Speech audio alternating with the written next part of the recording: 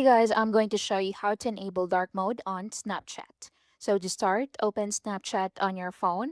Next, tap your Bitmoji or profile icon in the top left corner. Now once you're here, tap the settings icon in the top right.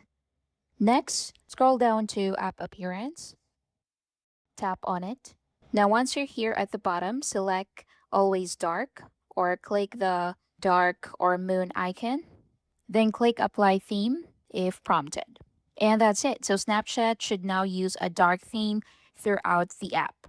So again, just a quick recap. So open Snapchat, then click your Bitmoji or profile icon in the top left corner.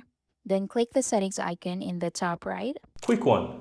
If you're finding this tutorial helpful, my team and I publish simply and easy to understand step-by-step tutorial daily. And I'd really appreciate if you hit that subscribe button to support our channel and of course so that you'll never miss out when we release videos just like this one every single day.